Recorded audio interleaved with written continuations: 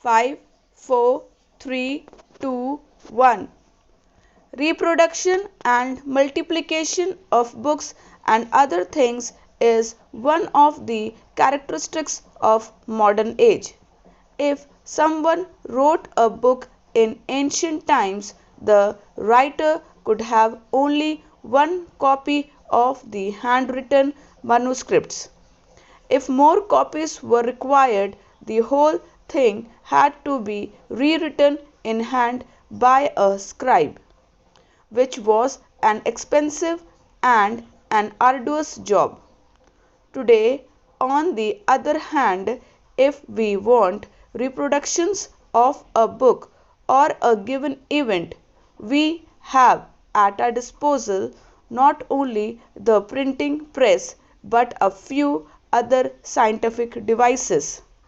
Multiplication of things in the present age appears to be mere child's play.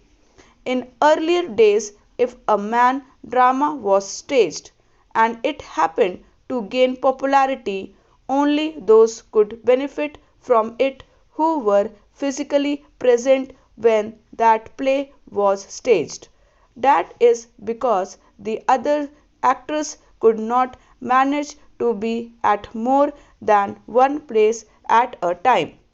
Even if a play was restaged, no one could guarantee that it would be rendered with the same skill and have the same effect on the audience as the original play staged earlier.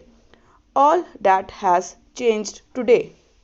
Now we can have a play staged simultaneously at several places. We can have it cinematographed and in this way also reproduce the original voice of every actor. This is what is generally known as a film. Cinema is very powerful medium for projecting ideas.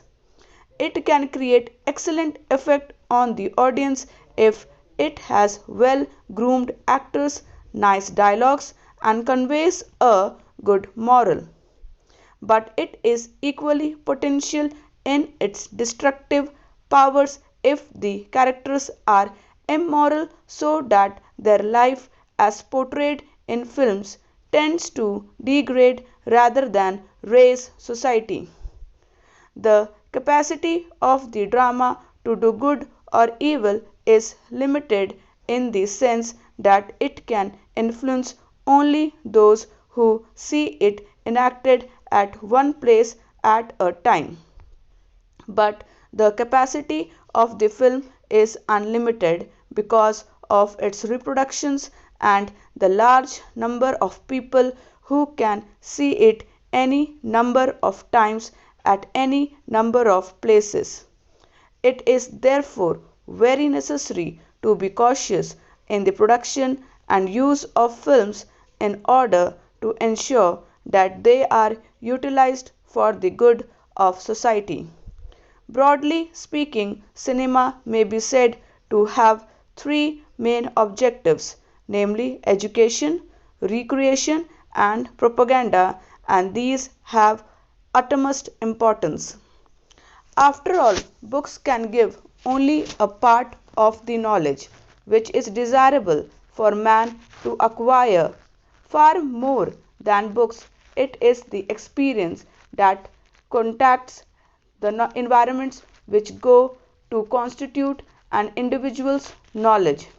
Cinema can be a great help in acquiring knowledge from all these different sources because it can extend to incredible limits the field of our visual and auditory experience.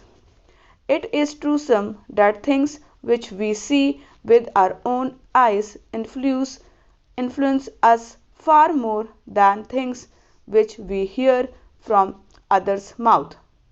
Things which we see on the screen may not be leaving as lasting an impression on us as things which we see in our actual life. But nevertheless, scenes of the screen are more effective than description read in print or heard through ears. As for recreation, it is also of many kinds.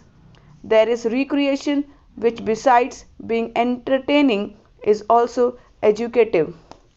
There can also be something which is recreative but morally injurious.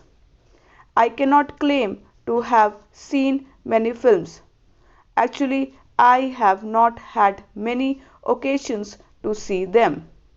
But I am told by many a friend that quite a number of our films belonging to the latter category, and that far from being a genuine source of recreation or education, they only stimulate sensuousness.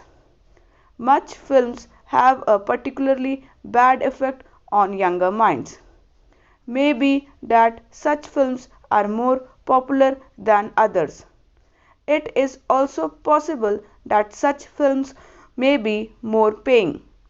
It might be said by some that films are produced on a commercial basis, and therefore the producers have to produce only what is in demand.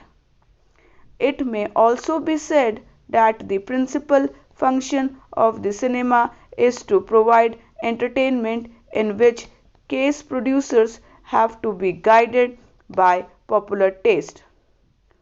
All these good points might be put for the sake of argument, but I would like to point out to those connected with cinema industry that if they want to render real service to the public, I do believe it should be their ideal, or these arguments should be of little consequence to them. At any rate, these are secondary considerations. The primary consideration must be service of the people. No service can be real unless it safeguards the genuine interest of those who are sought to be served.